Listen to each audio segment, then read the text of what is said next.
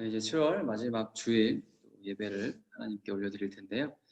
거리두기 4단계가 2주가 연장이 되었죠. 8월 8일까지 더 이제 조심을 또 해야 되는 그런 상황이 되었어요.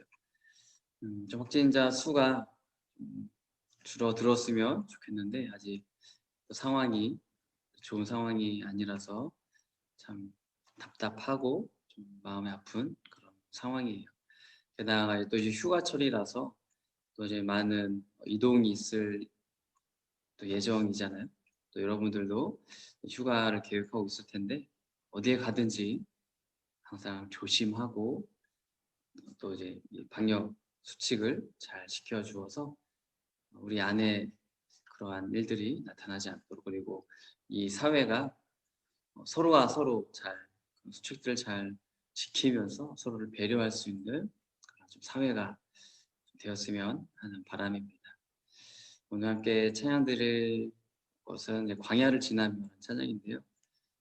참 힘든 시간들을 보내고 있을 거예요. 경제적으로, 신앙적으로, 또 생활적으로도 많이 답답하고 힘든 그런 시간들을 보내고 있을 텐데 이 찬양을 통해서 우리의 이 힘든 이 시기를 혼자만 끙끙 앓고 혼자만 힘들어하는 게 아니라 하나님 앞에서 우리 교회 지체들 공동체 안에서 같이 좀 힘을 얻고 위로를 받을 수 있는 그런 우리 예배가 되었으면 좋겠어요. 우리 함께 찬양 드릴게요.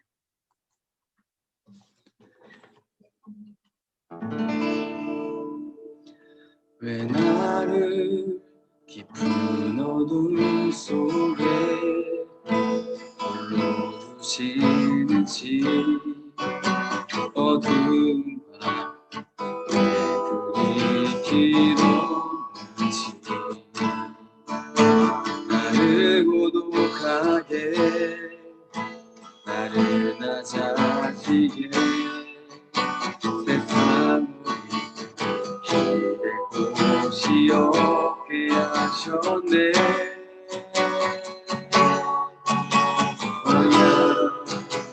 광야에 서 있네. 주님만 내 도움이 되시고 주님만 내 빛이 되시는, 주님만 내 친구 되시는 광야. 주님 손 놓고는 단 하루도 살 수 없는 곳 광야. 광야에 서 있네. 왜 나를 깊은 어둠 속에 홀로 두시는지, 어두운 밤 그리 길었는지, 나를 고독하게 나를 낮아지게 세상은 기댈 곳이 없게 하셨네.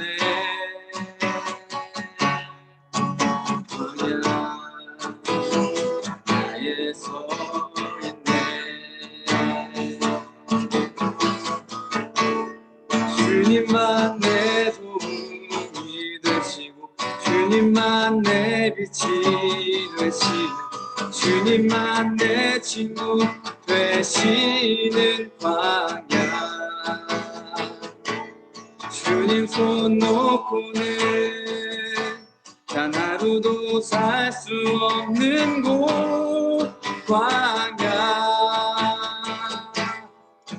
주께서 내 영혼, 주께서 나를 사용하시려 나를 더 정결케 하시려 나를 택하여 보내신 그곳 광야. 성령이 내 영을 다시 태어나게 하는 곳 광야. 광야에 서 있네.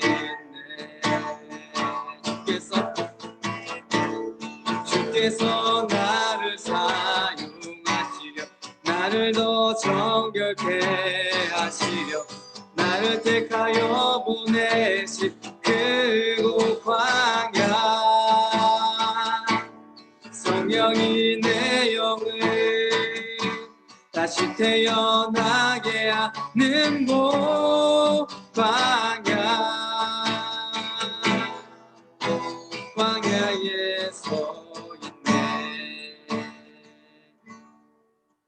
자가 산산이 깨지고 빠지려 했던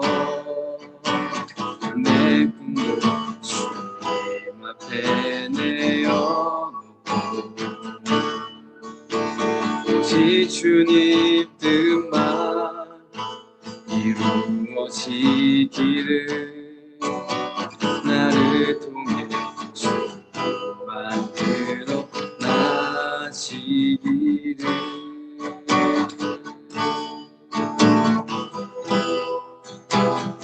야를 지나며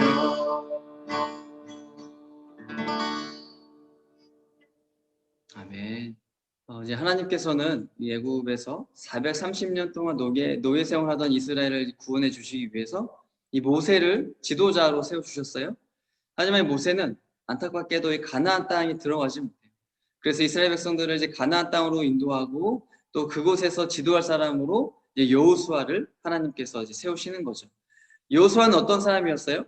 이 이스라엘 12지파에서 이제 한 사람씩 뽑아서 가나안 땅에 정탐을 보냈을 때 10명은 부정적인 보고를 했던 반면에 여호수아와 갈렙은 이제 가나안 땅에 살고 있는 사람들에 대해서 뭐라고 했어요? 그들은 우리의 밥입니다. 하나님이 우리와 함께 하시면 거인 같고 강해 보이는 저들을 반드시 이길 수 있습니다라는 그런 믿음의 보고를 했던 사람이죠. 그래서 여호수아는 하나님을 신뢰하고 또 하나님의 말씀에 순종하는 그런 믿음의 사람이라는 것을 우리가 알게 되죠. 그래서 이 하나님께서는 여호수아를 이제 모세의 후계자로 세우신 후에 여호수아에게 이런 말씀을 주셨어요. 이제 1장 5절, 6절, 9절 말씀인데요. 내가 모세와 함께 했던 것처럼 너와도 함께 할 것이며 내가 살아있는 동안에는 너를 막을 사람이 아무도 없을 것이다. 나는 너를 떠나지 않을 것이며 결코 너를 홀로 내버려 두지 않을 것이다. 너는 힘을 내고 용기를 가져라. 장차 너는 백성을 이끌고 그 땅을 차지하게 될 것이다. 그 땅은 내가 이 백성의 조상에게 주기로 약속했던 땅이다. 힘을 내고 용기를 가져라. 내가 명령한 것을 기억하여라. 두려워하지 마라. 내가 가는 곳마다 내 하나님 여호와가 너와 함께 할 것이다. 자, 하나님께서는 모세와 함께 하셨던 것처럼 이제 여호수아와도 함께 하실 것이다 라고 지금 말씀을 하고 계시죠. 뿐만 아니라 이 여호수아를 떠나지 않고 홀로 내버려 두지 않으신다라고 약속을 해주셨어요. 그렇기 때문에 이 여호수아를 막을 수 있는 사람은 이 세상에 아무도 없다라는 거죠.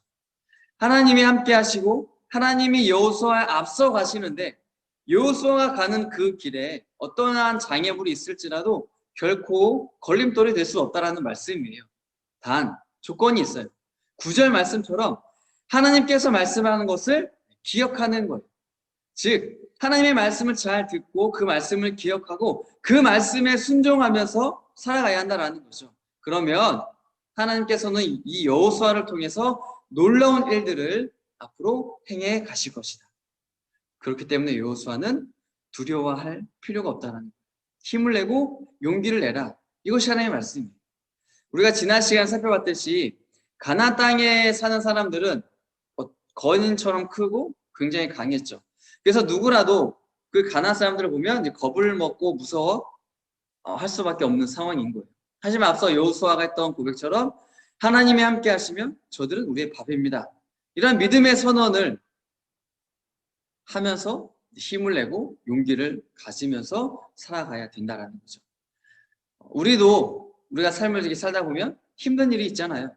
내 앞을 가로막는 장애물들이 있어요. 나를 넘어지게 하고 나를 곤란하게 만드는 그런 상황들이 내가 살아가면서 주변에 발생을 하게 돼요. 그래서 때로는 무섭기도 하고 두렵기도 하고 도망치고 싶기도 하고 숨고 싶기도 하고 때로는 그 상황을 그냥 떠나고 싶을 때가 있어요. 자, 그럴 때 오늘 하나님께서 여호수아에게 하신 말씀을 우리가 떠올렸으면 좋겠어요. 하나님이 나와 함께 하신다. 하나님이 나를 떠나지 않으신다. 하나님이 나를 결코 혼자 내버려 두지 않으신다. 지금 어떠한 상황이 있든지 간에 나와 함께 하시고 나를 떠나지 않으시고 나를 버려두시지 않으시는 그 하나님으로 인하여서 더욱더 힘을 내고 용기를 가질 수 있는 우리 중고등부와 청년부가 되었으면 좋겠어요. 이제 이스라엘의 지도자가 모세에서 여호수아로 바뀌었어요. 그 이유가 뭐였어요? 이제 본격적으로 이제 가나안 땅에 들어갈 이제 준비를 해야 되기 때문이에요. 그리고 가나안 땅에 가려면 그냥 갈 수가 있는 게 아니라 요단강을 건너서 가야만 했어요. 그래서 여호수아 1장에 보면 여호수아는 백성들에게 이제 요단강을 건너서 우리가 갈 거니까 양식을 준비하라라고 이야기를 해요. 그리고 여호수아가 2장에 보면 요단강을 건너기 전에 시딤이라는 곳에서 이제 정탐꾼 2명을 이제 그 요단강 건너편으로 보내는데 특히 어디를 정탐하고 오라고 하냐면 이 여리고성을 이제 자세히 살펴보고 오라라고 이렇게 이야기를 하는 거예요.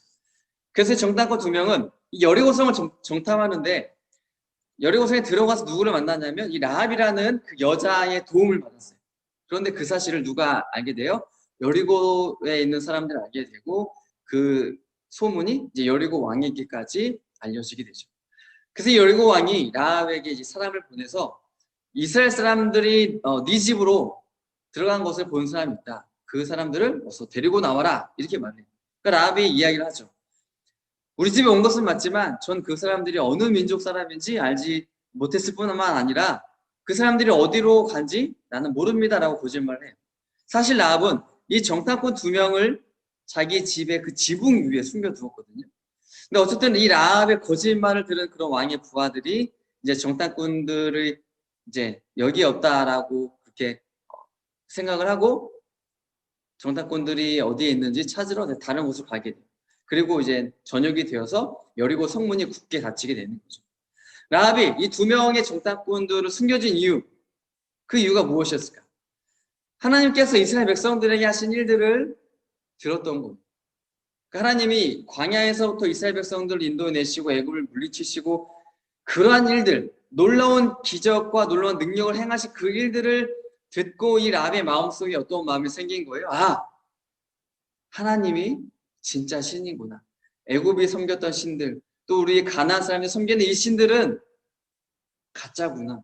헛된 것이구나. 아, 이스라엘 백성들이 믿는 그 하나님, 이스라엘 백성들을 인도해 주시는 그 하나님이 진짜 신이구나라는 그 믿음이 이 라합 가운데 있었던 거예요. 그래서 이스라엘 사람의 2명의 정탐꾼들을 자기의 집에 숨겨둔 거예요. 그리고 이 정탐꾼은 라합에게 약속을 해주죠. 우리가 이제 며칠 후에 여리고성으로 다시 올 건데 그때 당신의 집에 창문에 붉은 밧줄을 이렇게 매달아 놓으면 당신은 죽지 않고 살 것이다 라고 약속을 해줘요. 그리고 그 약속대로 라합은 여리고성이 무너질 때 죽지 않고 살게 되는 은혜를 잊게 되는 거예요. 어쨌든 이제 성문이 닫혔잖아요. 저녁이 되어서. 그러니까 이 정탐꾼 2명을 이제 바깥으로 내보내야 되는데 방법이 없는 거예요. 그래서 라합은 마침 라합이 살던 집이 이제 성벽 위에 있는 집이었기 때문에 자기의 창문으로 밧줄을 내려서 이 정탐꾼들을 무사히 바깥으로 빠져나갈 수 있도록 그렇게 도움을 주게 되죠. 그러니까 이 라합이라는 여자를 보면 이스라엘 민족이 아니잖아요. 가나안 민족의 사람. 그러니까 성경에 보면 이방 여자였어요. 그런데 하나님에 대한 확실한 믿음을 갖고 있었죠. 그리고 그 결과 여리고성이 무너질 때 죽지 않고 살게 되었어요. 그리고 성경에 보니까 나중에 이제 이스라엘 백성들 가운데에서 그들과 함께 어울리면서 같이 살게 되었다라고 우리에게 알려주고 있어요. 여기서 보면 이 라합이라는 여자는 죽지 않고 살 수 있었던 그 이유가 무엇이었어요? 이 라합을 보면 원래는 살 자격이 없는 사람이죠. 여리고성이 무너질 때에 죽어야 하는 여자였어요. 가나안 사람이니까. 하지만 하나님께 대한 믿음, 오직 그거 하나 때문에 이 여자는 라합은 살 수 있는 은혜를 입었던. 마찬가지로 우리 역시도 이제 죄로 인해서 죽어 마땅한 사람들이잖아요. 죄가 있기 때문에 우리에게 죽는 것은 이미 정해진 사실이에요. 그 누구도 피해갈 수가 없어요. 이미 죽음이 선언된 사람, 죽음이 선고된 사람들이 바로 저와 여러분들은 말이에요. 그런데 그 선언을 바꿀 수 있는 유일한 방법이 있어요. 바로 믿음이에요. 이 라합과 같은 믿음. 예수님을 믿는 그 믿음으로 인해서 우리도 죽지 않고 영원한 생명을 선물로 받을 수가 있는 거예요. 그래서 지금 우리가 하나님의 자녀가 된 거잖아요. 이 라합처럼 하나님에 대한 확실한 믿음을 갖는 저 여러분들이 되었으면 좋겠어요. 라합의 도움으로 여리고성을 무사히 정탐을 한 정탐꾼들은 돌아와서 있었던 일들을 이 여호수아에게 보고를 하죠. 그리고 여호수아는 백성들을 이끌고 이제 시딤을 떠나서 요단강 근처까지 이동을 했어요. 그리고 이제 3일 후에 백성들에게 이렇게 이야기를 하는 거예요. 백성에게 명령했습니다. 여러분은 제사장들과 레위 사람들이 여러분의 하나님의 언약궤를 메고 가는 것을 볼 것이요. 그러면 여러분은 지금 있는 곳을 떠나 그 뒤를 따라가시오.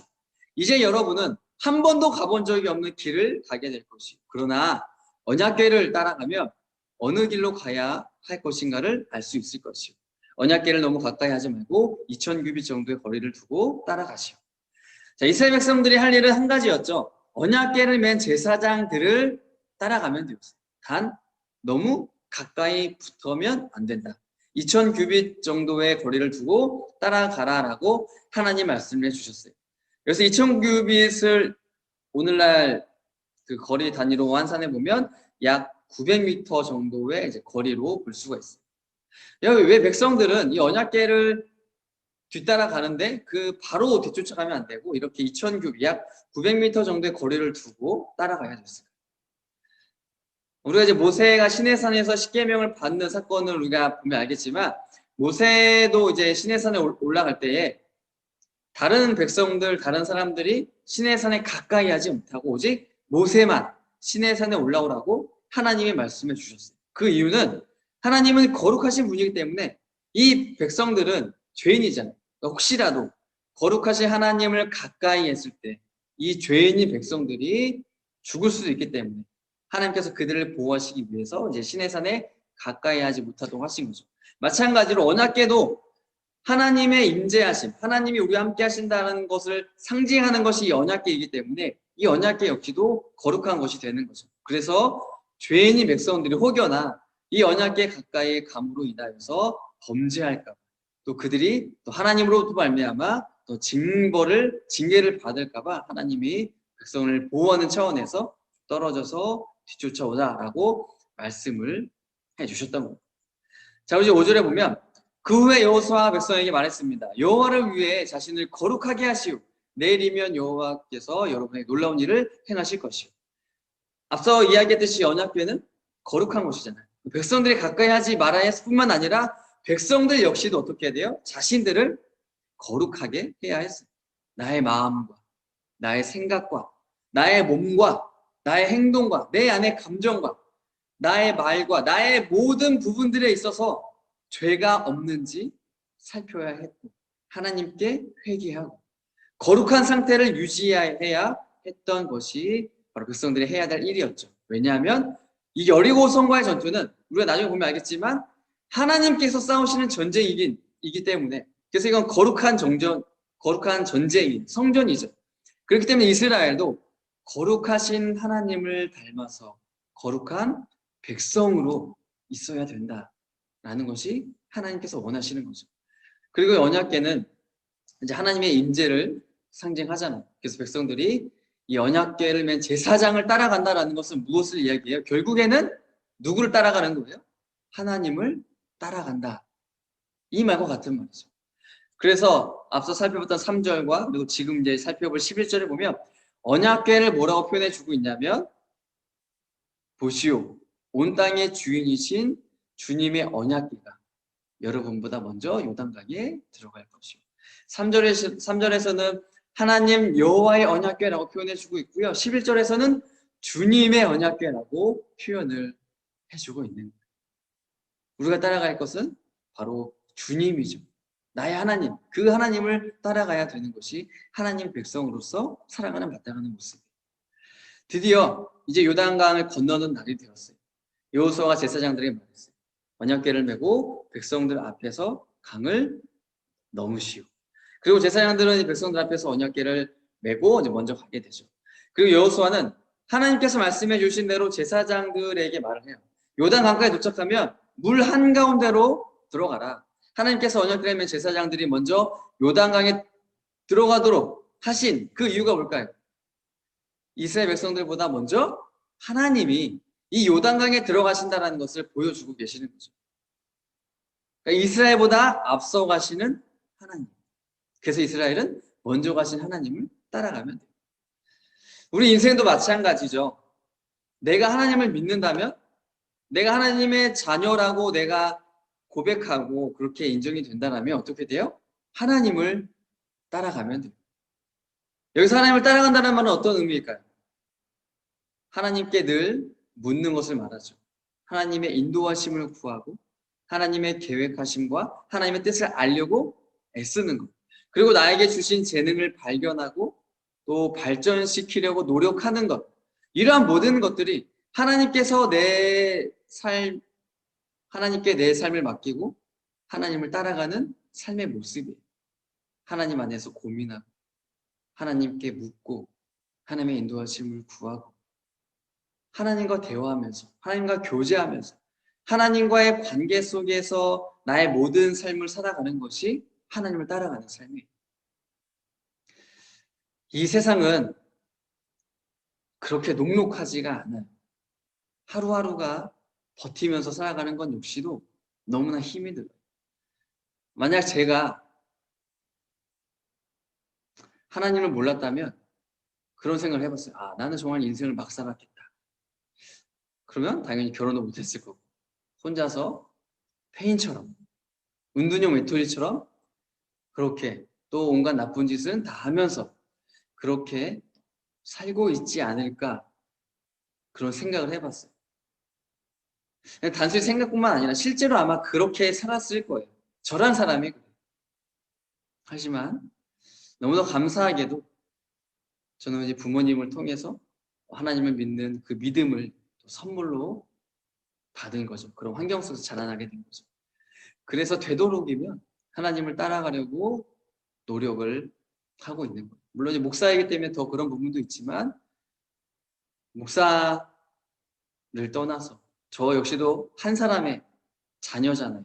성도잖아요. 백성이잖아요. 그러니까 저 역시도 그렇게 살아가려고 노력을 하고 있고 또 해야만 되는 거예요. 하나님의 자녀로서 마땅히 해야 되는 일이기 때문에 그렇죠. 저는 우리 중고등부와 또 청년들이 내 인생을 내가 하고 싶은 대로 하고 싶잖아요. 내가 살고 싶은 대로 막 살고 싶고 다른 사람처럼 그렇게 자유를 마음껏 누리면서 그렇게 막 하고 싶은 마음이 왜 없겠어요. 하지만 우리는 특별한 존재예요. 우리는 하나님의 부름을 받은, 하나님의 선택을 받은 하나님의 자녀, 하나님의 백성이에요. 내 맘대로 하고 싶지만 내 육신의 요청에 따라서 내 안에 있는 탐욕에 의해서 내 안에 있는 그런 이익에 따라서 하고 싶지만 절제하는 거죠. 하고 싶지만 그렇게 하지 않는 거죠. 하나님께 맡기고 또 하나님의 인도하심 따라서 살아가기를 노력하는 저 여러분들이 되었으면 좋겠어요. 이제 언약궤의 백성들보다 먼저 요단강에 들어갔어요. 그런데 그 요단강에 발을 닿는 순간 너무나 놀라운 일이 벌어지게 되죠. 바로 그 순간 강물의 흐름이 그치고 강물은 멀리 떨어진 아담이라는 곳까지 둑처럼 쌓였습니다. 그곳은 사라난 근처의 한 마을입니다. 사이로 흐르는 요단 강물이 완전히 말라버려서 백성들은 여리고 근처로 강을 건널 수 있었습니다. 강바닥은 완전히 말랐습니다. 이스라엘 모든 백성이 강을 건너는 동안 제사장들은 언약궤를 맨 채 강 가운데에 서 있었습니다. 이스라엘 백성들은 마른 땅을 밟으며 요단강을 건넜습니다. 자, 위에서부터 물이 흐르던 요단강이 어떻게 되었어요? 흐르던 물이 갑자기 멈췄어요. 그래서 요단강 위쪽에 있는 이 아담이라는 곳까지 물이 쌓이고 있는 거예요. 그러니까 우리가 계곡 같은 데 가면 이렇게 물이 이렇게 흐르잖아요. 근데 그 물이 흐르는 곳에 우리가 돌을 쌓거나 아니면 우리의 발이나 솔로 이렇게 막으면 어떻게 돼요? 흐르던 물이 흐르지 못하고 점점 쌓이게 되잖아요. 그것과 마찬가지로 지금 요단강에 흐르던 물이 갑자기 멈추더니 그 흐르던 물이 점점 쌓이면서 점점 더 크게 되었다라는 거예요. 마치 보이지 않는 무언가가 물을 막고 가두고 있는 것처럼 아마 보였을 거예요. 이 백성들이 보기엔. 게다가 더 놀라운 것은 뭐예요? 이 요단강을 건너는 시기는 어떤 시기냐면 이 추수할 시기였다는 거예요. 그리고 추수 때에는 이 요단강의 물이 다른 때보다 더 가득 차고 더 물이 많아지는 시기가 바로 지금 백성들이 건너는 시기예요. 그러니까 물이 없고 물이 적은 시기가 아니라 그 어느 때보다 물이 넘쳐서 물이 너무나 풍족한, 너무너무 많은 물이 흐르는 그러한 시기에 하나님께서 요단강의 물을 완전히 막아주신 거죠. 그리고 백성들 어떻게 했어요? 마른 땅을 건너듯이 이 요단강을 건너게 되는 거예요. 마치 홍해 바다가 갈라져서 그 마른 땅을 건너듯이 백성들이 요단강을 마른 땅을 걷듯이 건너게 된 거죠. 그래서 23절에 보면 이렇게 이야기를 해주고 있어요. 너희 하나님 여호와께서 강물이 흐르는 것을 멈추게 하셨고 백성이 강을 다 건널 때까지 강물은 말라 있었다. 여호와께서는 홍해에서 하셨던 일과 똑같은 일을 요단강에서도 하셨다. 주께서 홍해의 물을 멈추게 하셨기 때문에 우리가 건널 수 있었다. 백성들은 이 요단강에 흐르던 물이 멈추고 마른 땅이 된 것을 보고 이제 그 홍해 바다가 갈라진 사건을 떠올렸어요. 그러면서 하나님께서 이 큰 나라인 애굽의 노예였던 자신들의 조상들을 또 구원해 주신 것을 기억하게 된 거죠. 그리고 이것을 통해서 하나님은 이스라엘이 이제는 가나안을 두려워하지 않고 무서워하지 않도록 이런 능력을 보여주신 거예요. 홍해 바다를 가르신 그 하나님께서 요단강물도 멈추게 하셨다. 바로 그 능력의 하나님, 애굽을 물리쳐 주신 하나님, 전능의 하나님, 그 강하신 하나님이 너와 함께 하신다. 여호수아와 함께 할 것이고 이스라엘 백성과 함께 하신다라는 것을 이 사건을 통해서 분명하게 보여주시는. 그리고 백성들이 요단강을 건널 때 가지고 가야 할 것이 있었어요. 하나님께서는 이 여호수아를 통해서 말씀해 주셨죠. 이스라엘 12지파 중에서 한 사람씩 뽑아서 이 요단강을 건널 때 제사장에 서 있는 강 한가운데서 돌을 한 개씩 큰 돌을 골라서 이제 어깨에 메고 가지고 나가도록 해 주셨어요. 그리고 가지고 나간 돌은 어떻게 해요? 요단강을 건넌 후에 이 백성들이 그날 저녁에 머물 곳, 성경 보면 길갈인데요. 그곳에 두라고 말씀을 해 주셨죠. 자, 왜 하나님께서는 이 요단강에 있었던 돌을 각 지파별로 하나씩 가지고 나오게 해 주셨을까요? 그 돌은 여러분에게 기념이 될 것이요. 먼 훗날 여러분의 자녀가 여러분에게 이 돌들은 왜 여기에 있지요? 라고 하고 물으면 여러분은 하나님의 언약궤 앞에서 흐르는 요단강 물이 멈추었다라고 자녀들에게 말해 주시오. 이 돌들은 이스라엘 백성들에게 이 일을 영원토록 기억시켜 줄 것이오. 자, 그 이유가 뭐예요? 하나님께서 하신 일을 기념하고 기억하기 위해서요. 왜요? 사람은 금방 잊어버리기 때문에 그래요. 지금 내가 너무 힘들고 죽을 것 같아서 하나님께 매달리죠. 그래서 하나님께서 은혜를 베풀어 주셔서 그 위기들을 넘기게 돼요. 그러면 더 이상 하나님을 찾지 않아요. 내가 언제 하나님께 매달렸지? 나에게 언제 하나님이 필요했지? 우리는 금방 잊어버려요. 그래서 여호수아는 따로 그래서 이 하나님께서 이 이스라엘 백성들에게 각 지파별로 하나씩 큰 돌을 가지고 나가라 라고 말씀해 주셨던 거고요. 그리고 여호수아도 그것과는 별개로 따로 돌 12개를 요단강에서 이렇게 취해서 이제 가지고 취한 다음에 어떻게 했냐면 그 제사장들이 지금 요단강 한가운데 서 있잖아요. 그곳에 12개의 돌을 두었어요. 쌓았어요. 왜 여호수아는 또 이렇게 하나님의 명령에 주신 것도 아닌데 따로 돌 12개를 가져다가 그 언약궤를 메고 있었던 제사장이 있는 그 요단강 한가운데에 12개 돌을 쌓았을까요? 이건 역시도 하나님께서 하신 일을 기념하고 기억하기 위해서 여호수아가 했던 행동이죠. 다시 말해서 지금 12개 돌이 쌓여 있는 곳이 어디냐면 지금 요단강 한가운데 제사장들이 서 있는 요단강 한가운데에도 12개의 돌이 세워져 있고 그리고 나중에는 요단강을 건너서 이스라엘이 머문 곳 길갈에서도 12개의 돌이 세워지게 됩니다. 그러니까 2개의 장소에 12개의 돌이 세워지는 그리고 이것을 통해서 하나님을 기념하고 기억하도록 했던 것이죠. 그러면 왜 12개의 돌이에요? 12지파는 이스라엘의 12지파잖아요. 그래서 이스라엘 12지파 또 12라는 숫자는 결국 이스라엘 온 민족을 상징을 하는 숫자예요. 그렇기 때문에 이스라엘 사람이라면 누구든지 어떻게 하라는 거예요? 하나님을 기념하고 기억해라. 이걸 말씀해 주고 있는 거죠. 하나님의 자녀라면, 하나님의 백성이라면 하나님을 기념하고 기억해야 된다는 말씀이에요. 이제 백성들이 요단강을 다 건넜어요. 그리고 마지막으로 이제 언약궤를 맨 제사장들은 백성들이 다 건너고 난 후에 요단강을 건너요.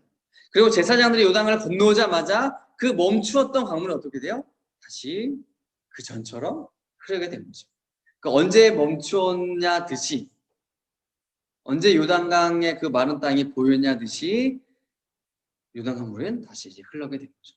그리고 백성들은 하나님께서 말씀하셨던 것처럼 그들이 머물렀던 즉 길갈에 12개의 돌을 세우게 되는 거예요.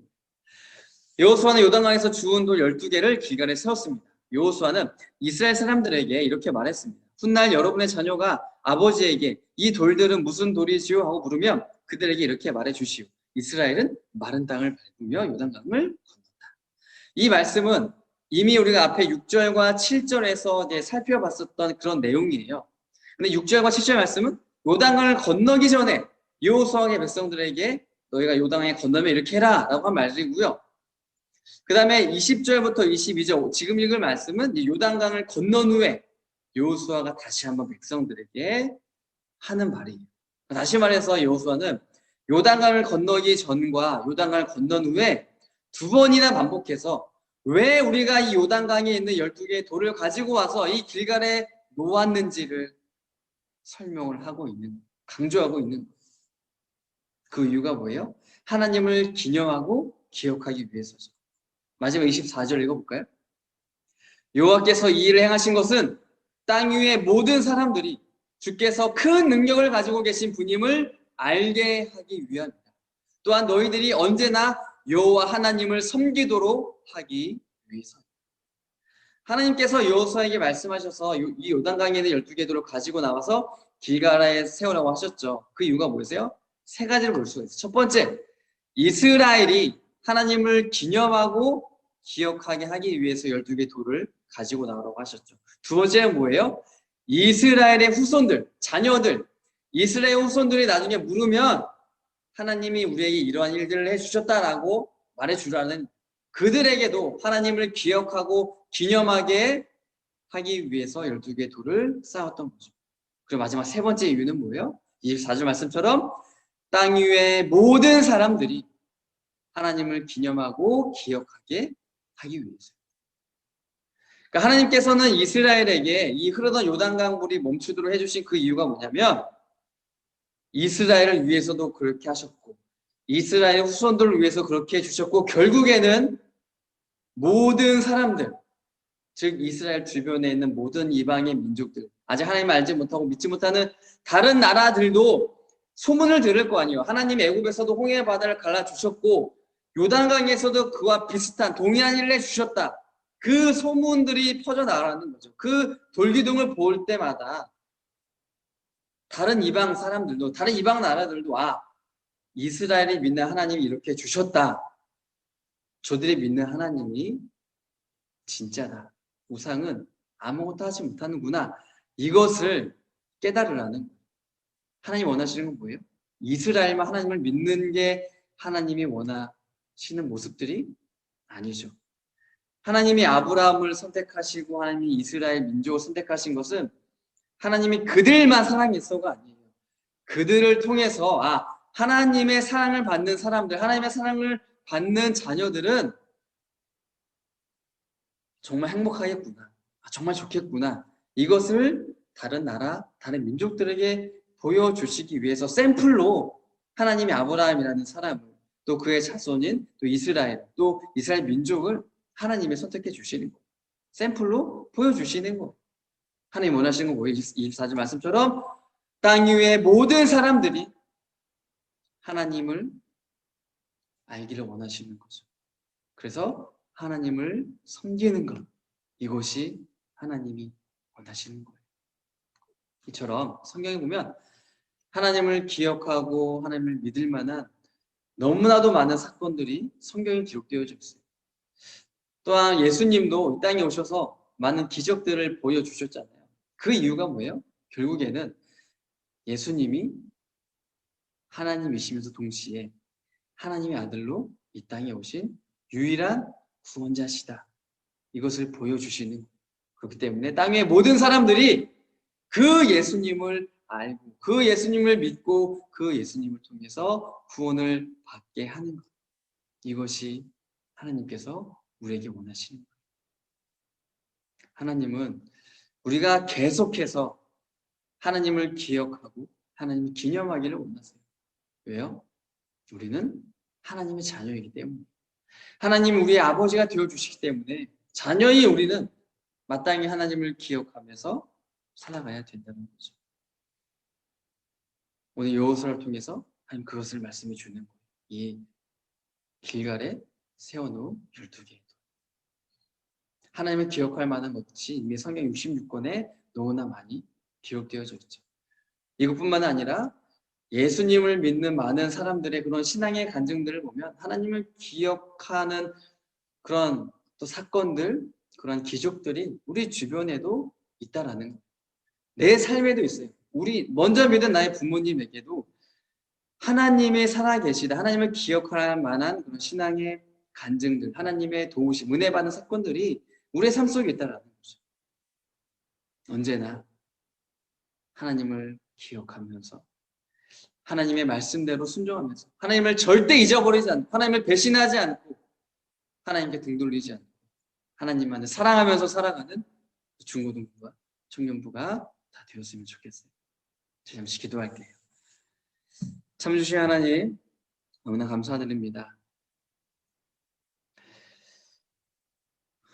우리의 또 한 주간의 삶을 돌아보면 하나님을 기억해야 함에도 불구하고 하나님을 내 생각 속에서 내 마음에서 떠올리지 못하고 또 하나님과 동행하지 못하고 하나님과 교제하지 못하고 하나님께 묻고 또 하나님의 말씀을 듣고 이러한 일들 없이 그냥 내 생각으로만 또 세상이 나에게 알려주는 것을 가지고 살아갔던 나의 모습들을 다시 한번 돌아봅니다. 하나님, 우리 중고등부와 청년부 각자의 처한 여러 가지의 상황들과 환경들이 있습니다. 공부를 하는 학생들, 또 이제 방학이라서 잠시 또 쉬는 학생들, 또 이제 또 학원에 공부하는 학생들도 있고, 또 알바를 하는 또 우리 청년들도 있고, 또 취업을 준비하고, 자격증을 준비하고, 또 국가고시를 준비하고, 또 자기들의 또 개인의 또 사업을 준비하는 또 그러한 청년들도 있습니다.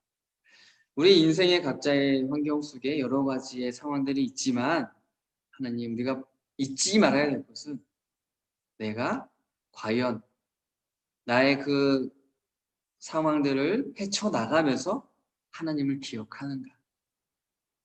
내가 하나님과 함께 하는가? 하나님 안에서 살아가고 있는가?